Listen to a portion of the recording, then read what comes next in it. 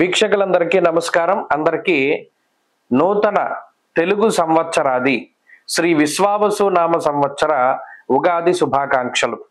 ముఖ్యంగా ఈ కొత్త సంవత్సరంలో మేషరాశి వారికి మరి ఈ సంవత్సరం మొత్తం కూడా ఏ విధంగా ఉండబోతూ ఉన్నది, వారి యొక్క రాజపూజ్య అవమానాలు ఇవన్నీ కూడా తెలుసుకునేటువంటి ప్రయత్నం చేద్దాం ఈ వీడియో ద్వారా.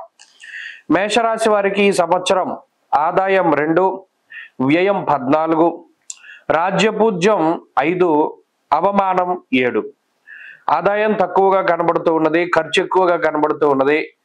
అలాగే కొంత రాజపూజ్యం అంటే గౌరవం తక్కువగా కనబడుతూ ఉన్నది, అవమానం ఎక్కువగా కనబడుతూ ఉన్నది. ఆదిలోనే ఈ విషయాలు దృష్టిలో పెట్టుకోవాలి. ఈ రాశి వారికి గురుడు మే నెల 15వ తారీఖు వరకు 2వ ఇంట తామ్రమూర్తిగా సంచారం చేస్తారు. ఆ తదుపరి 3వ స్థానమందు తామ్రమూర్తిగానే ఆయన సంచారం చేయబోతూ ఉన్నారు. శనేశ్వరుడు ఈ సంవత్సరంలో అనగా మార్చి 30వ తారీఖు మార్చి దగ్గర నుండి 12వ ఇంట అనగా ఏలిన నాటి శనేశ్వరుడుగా లోహమూర్తిగా సంచారం చేయబోతూ ఉన్నారు. రాహుకేతువులు మే నెల 21వ తారీఖు వరకు 12, 6వ ఇంట తామ్రమూర్తులు, ఆ తదుపరి 11, 5వ ఇంట సువర్ణమూర్తులుగా సంచారం చేయబోతూ ఉన్నారు. ఇక్కడ కొన్ని విషయాలను దృష్టిలో పెట్టుకుంటే ఏలిన నాటి శని అనేటువంటిది మేషరాశి వారికి ప్రారంభమవుతూ ఉన్నది ఈ సంవత్సరం లగాయితూ 7.5 సంవత్సరాల పాటు.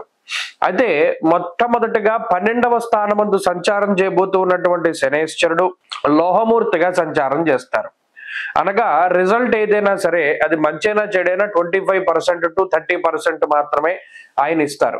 ఒక మంచి విషయం ఏంటి అంటే మేషరాశి వారికి మే 15, మే 21వ తారీఖు దాటిన తర్వాత నుండి 11వ స్థానానికి రాహు వెళుతున్నారు. సువర్ణమూర్తిగా సంచారం చేస్తారు. అనగా 100% ఆయన ఇచ్చేటువంటి రిజల్ట్, లాభస్థానము అంటే గుడ్ రిజల్ట్, మంచి ఫలితము. కాబట్టి రాహు మంచి శుభ ఫలితాలను ఇవ్వబోతూ ఉన్నారు. ఇక గురుడు తామ్రమూర్తిగానే సంచారం చేయబోతూ ఉన్నారు.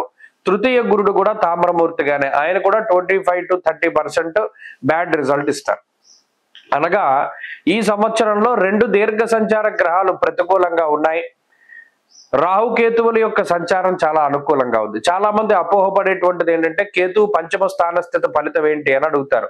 అసలు ఎవరినైనా ఆ ఫలితం చెప్పే వాళ్ళని డైరెక్ట్ గా మీరు అడగండి, ఇందులో చూసి చెప్తున్నావు నువ్వు ఫలితం, కేతువుకి విడిగా గోచార ఫలితాలు ఎవరు రాశారు ఆ విషయం అడగండి, వాళ్ళు నీళ్లు నవ్వులుతారు. ఎంతసేపు ద్వాదశ స్థానగో ఫణి, తృతీయ స్థానగో ఫణి అని రాహువుని బట్టి ఫలితం చెప్పారు తప్పితే కేతువుకు ఫలితాలు గోచారంలో లేవు. ఈ విషయాన్ని కూడా దృష్టిలో పెట్టుకోవాలి.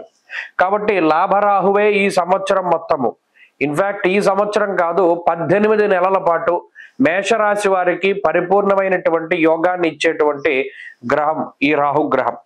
కాబట్టి ఈ సంవత్సరం లగాయితూ ఏలిన నాటి శని ఉన్నా, ఈ సంవత్సరం లగాయితూ 2 సంవత్సరాల పాటు గురుబలం తగ్గినా కూడా రాహు లాభస్థానమందు స్థితిని పొందడం వల్ల శని గురుల యొక్క వ్యతిరేకమైనటువంటి ఫలితాల నుండి రాహు ఉపశమనాన్ని కలిగిస్తారు. ఇది చాలా కీలకమైనటువంటి విషయం. అలాగే అశ్విని నక్షత్రం వారికి ఈ సంవత్సరంలో కందాయ ఫలాలు 6, 1, 4గా ఉన్నాయి. అందువల్ల మొదటి 3 నెలలు మిశ్రమమైనటువంటి ఫలితంగా ఉంటుంది. మధ్యలో ఉండేటువంటి 3 నెలలు అనగా జూలై నుండి అక్టోబర్ వరకు అశ్విని నక్షత్రం వారికి చాలా బాగుంటుంది. అలాగే చివరి 3 మాసాలు మరలా మిశ్రమంగా ఉంటాయి. భరణి నక్షత్రం వారికి కందాయ ఫలం 1, 2, 2గా ఉన్నది. అందుకని మొదటి 3 నెలలు బాగుంటాయి. అనగా మార్చి నుండి జూన్ వరకు ధనధాన్యాభివృద్ధి ఉంటుంది. సంవత్సరం మొత్తం మిశ్రమ ఫలితాలు ఉన్నాయి. అలాగే కృత్తికా నక్షత్రం 1వ పాదంలో ఉండేటువంటి వారికి కందాయ ఫలితాలు 4, 0, 0గా ఉన్నాయి. వీరికి ఈ సంవత్సరం అంత బాగాలేదు ఈ కృత్తికా నక్షత్రం వారు, ఎందుకంటే మధ్య శూన్యము అంత్య శూన్యము వచ్చింది కాబట్టి చాలా జాగ్రత్తగా వ్యవహరించాలి. ఈ గ్రహస్థితి ప్రతికూలత ఉన్నది. అయితే ఏలిన నాటి శని ప్రభావము ఉన్నది, కానీ దాని యొక్క ప్రభావం తక్కువగా ఉంటుంది మేషరాశి మీద, ఎందుకంటే తామ్రమూర్తిగా ఉన్నారు కాబట్టి. అసలు ఏ విధమైన ఫలితం ఇస్తారు శనేశ్వరుడు అంటే మానహానిర్ మనక్లేశం కృష్యర్ భోజన పల్ప సహా అన్నది శాస్త్రం. అనగా ఇక్కడ మానసికమైనటువంటి సమస్యలు, బద్ధకం అధికంగా ఉండడం, ప్రతి పని వాయిదా వేసుకోవడం, స్థాన చలనానికి అవకాశం ఉండడం, అనవసరమైనటువంటి ఖర్చులు ఉండడం, తేలిగ్గా ధనాన్ని సంపాదించాలి అనేటువంటి కోరికలు ఉండడం, బెట్టింగులు, జోదము ఇటువంటి వాటికి జోలికి పోయి ధనాన్ని కోల్పోవడం, నీలాపనిందలు రావడం, అలాగే కాలాన్ని అతిక్రమించి భోజనం చేయడం, సంపాదన ఎక్కువే ఖర్చులు ఎక్కువగానే ఉంటూ ఉండడం, సంపాదించినటువంటి సంపాదనలో దాచిపెట్టుకోవడానికి ఏమాత్రం కూడా అవకాశం లేకుండా ఖర్చులు ఉంటూ ఉండడం, ఇటువంటి ఫలితాలన్నీ కూడా శనేశ్వరుడు ఇస్తారు. అలాగే గురుగ్రహం అంతఃక్లేశం, బంధువైరం, దారిద్ర్యం, దేహపీడనం అన్నది శాస్త్రం. అంటే బంధువర్గంతో, జీవిత భాగస్వామితోటి మాట పట్టింపులు రావడం, కుటుంబ కలహాల వల్ల మానసిక ప్రశాంతత తగ్గడం, ఉద్యోగ వ్యాపారాల్లో ఒత్తిడి అధికంగా ఉండడం, చదువురులకి ఈ గ్రహస్థితి అంత అనుకూలంగా లేకపోవడం. అయితే విదేశాల్లో చదువుకునేటువంటి వారికి, విదేశాల్లో నివసించేటువంటి మేషరాశి వారికి ఈ ఉగాది దగ్గర నుండి ఫలితాలు బాగున్నాయి. రాహుగ్రహం తాలూకు శుభ ఫలితాల వల్ల ఈ దేశాంతరవాసం చేసేటువంటి వారు, దేశం దాటి బయటికి వెళ్ళేటువంటి వారు, వారి యొక్క సంఖ్య ఎక్కువగా ఉంటుంది. మేషరాశిలో పుట్టినటువంటి వారిలో చాలా మందికి ఆన్సైట్ ఆపర్చునిటీస్, విదేశాల్లో వెళ్ళి చదువుకోవడం ఇటువంటివి బాగా లాభిస్తాయి. అలాగే ఎంత మౌనంగా ఉంటే అంత మంచిది. రాహు లాభస్థాన స్థితి సంచారము ఈ గురువు శనేశ్వరుడు ఇచ్చేటువంటి చెడు ఫలితాల నుండి బయటపడేస్తుందని చెప్పుకున్నాం. గోవాది గజ సంఘానాం క్షీరాన్నాది సుభోజనం అన్నది శాస్త్రం.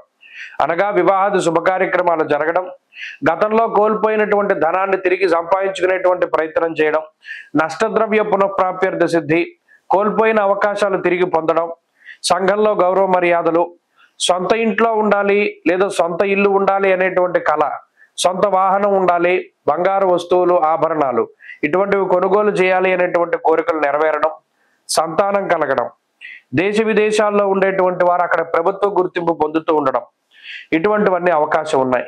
క్రీడల్లో, పోటీ పరీక్షల్లో మంచి విజయావకాశాలు ఉన్నాయి. మేషరాశి వారికి ప్రత్యేకించి ఈ రకమైనటువంటి ఫలితం ఉంటుంది. చాలా మంది భయపడాల్సినటువంటి అవసరం లేదు. ఎందుకంటే సంవత్సర వ్యాప్త ఫలితం చూసుకున్నప్పుడు అన్ని గ్రహాలని మనం పరిశీలన చేయాలి. కాబట్టి అటు శని గురులు ప్రతికూలంగా ఉన్నా, రాహు బలంగా ఉన్నారు కాబట్టి ఈ సంవత్సరం అంతా కూడా ఆనందదాయకంగానే ఉంటుంది. మరిన్ని శుభ ఫలితాలని ఈ రాశి వారు పొందడానికై శనేశ్వర మూలమంత్ర జపం, శమగ్నిరగ్నిభిస్కరశ్చన్నస్తపతు సూర్య, ఇది మూలమంత్ర జపం. బీజాక్షరాలతో కాకుండా మూలమంత్రంతో 19,000 సార్లు జపాన్ని జయించి శనివారం నాడు నల్లటి హల్వా, నల్ల నువ్వులు, అలాగే నువ్వుల నూనె, నల్లటి గొడుగు, నల్లటి వస్త్రము లేదా నీలం రంగు వస్త్రము, అలాగే ఉప్పు, నీలం రంగులో ఉండేటువంటి పుష్పాలు ఇటువంటివి దానం చేస్తూ ఉండడం ద్వారా ఈ శనేశ్వరుడి యొక్క చెడు ఫలితాల నుండి బయటపడతారు. అలాగే ఈ సంవత్సరం మొత్తం ఆరాధించవలసినటువంటి దైవం దక్షిణామూర్తి. ఈ సంవత్సరంలో అనుకూలమైనటువంటి వారం ఆదివారం. అలాగే అనుకూలమైనటువంటి వర్ణము పొగరంగు, అదృష్ట సంఖ్య 3.